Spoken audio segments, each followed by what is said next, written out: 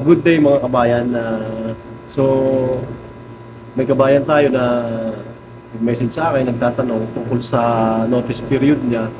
Kaya, ah, sagutin natin at gamitin natin yung isa sa mga tools ng pinoytalks.com, yung notice period calculator para hindi na po tayo malito. And basahin ko muna sa inyo yung message ng si Kabayan. So, ang sabi ni Kabayan, "Good day sir. As ko lang about sa notice period, medyo nalilito kasi ako sa Pinoy Talks. Mag-end ang contract ko this October 24, 2026 at meron akong 60 days notice sa contract. Kailan kaya ako pwede mag-submit ng notice period at mag-terminate sa kiwa? Kailangan ko pa po bang mag-submit din ng letter sa company? More power sa Pinoy Talks na maraming nabibigyan ng magagandang advice. Nirefer kayo sa akin ng kaibigan ko na binigyan nyo din ng advice tungkol sa kaso niya. Salamat po." Nakaka ano naman to, no?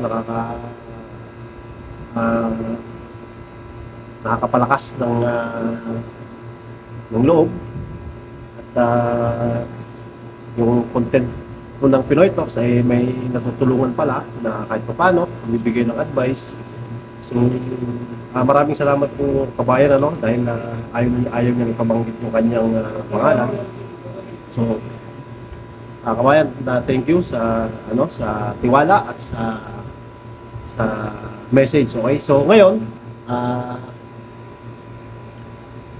papakita ko sa inyo kung paano gamitin yung notice period calculator sa pinoytalks.com para po kung sakaling kailangan nyo na magbigay ng notice sa inyong company or kung magte-terminate na kayo ng contract sa Kiwa pag malapit nang mag-expire, malapit nang matapos ang inyong kontrata or halimbawa ayaw nyo na mag-renew.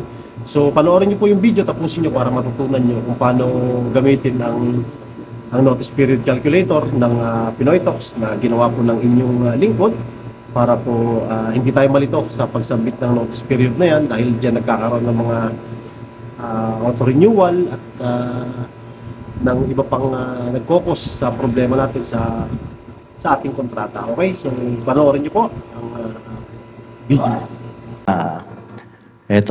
Tuturuan ko kayo kung paano compute ng inyong notice period kung kailan kayo dapat mag-submit or mag-terminate ng inyong contract sa Kiwa. Okay, so let's begin.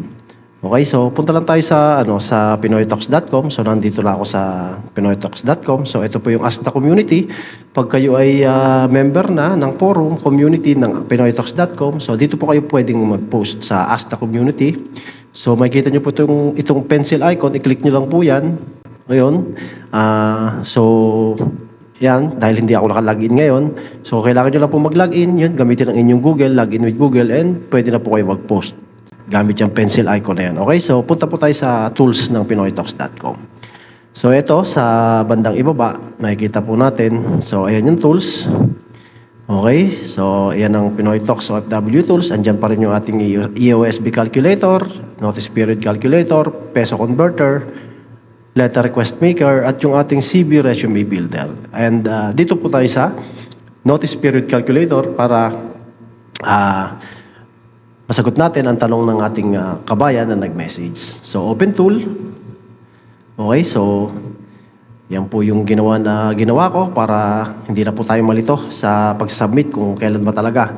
Okay, so ayan po, makikita nyo, Pinoy Talks Saudi Notice Period Calculator. Okay, so may dalawa pong option dito. Okay, so makikita nyo, when should I submit my notice and what is my estimated last working day. So ito pong gamitin natin, when should I submit my notice, dahil ang sabi ni kabayan is ang kanyang end of contract ay sa October 24, 2026. So, ang target last working day niya, syempre, yung kanyang end of contract. So, select lang natin yung month.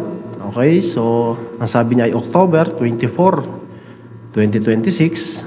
So, check natin kung kailan ba siya kailangan mag-submit ng notice period sa kanyang company. And at the same time, kung kailan niya dapat i-click yung sa kanya sa Kiwa. Okay? So, October 24. So, set lang natin. Click natin tong set. So ayan, makikita po natin yung ating pinili, yung ating sinelect, ayan na siya, nasa target last working day. And then, ito po, kailangan, alam natin kung kailan ang ating required notice period. So, sabi ni kabayan, is 60 days. Okay? So, pag hindi 60 days, yung sa inyo, 30 days, na 90 days, and 120 days, at meron po tayong custom. Ang custom, ang ginagawa po nito is, kasi po sa Kiwa, meron pong iba't ibang may iba't ibang hindi lang po yung 30, 60, 90, 120 na standard. Meron po dong iba, meron pong 14 days, merong less than a day. So kaya po merong custom 'yan, okay? So pwede nating ilagay diyan halimbawa is 14 days. So yan. Okay? Pipiliin niyo lang po yung custom kapag wala sa option yung inyong notice period. So balik na tayo sa 60 days dahil kung kabayan ay 60 days. So ayan, 60 days. So, eto na yung result. So, your result, 60 days notice. So, ang required notice period is 60 days. Ang notice submission date is August 25, 2026. So, yan yung pang 60 days na pecha. So, estimated last working day is yung October 24, 2026.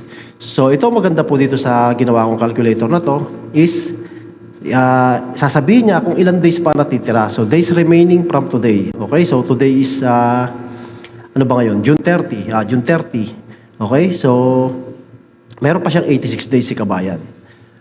So, lumagpas na 90 days. So, by 60 days. So, ayan po kabayan yung iyong notice period kung kailan ka dapat mag-submit. Pero para sa akin, personally, is mas mabuti mag ano ka na lang in advance. Okay? Wag mong i-eksakto ng 60 days. Okay?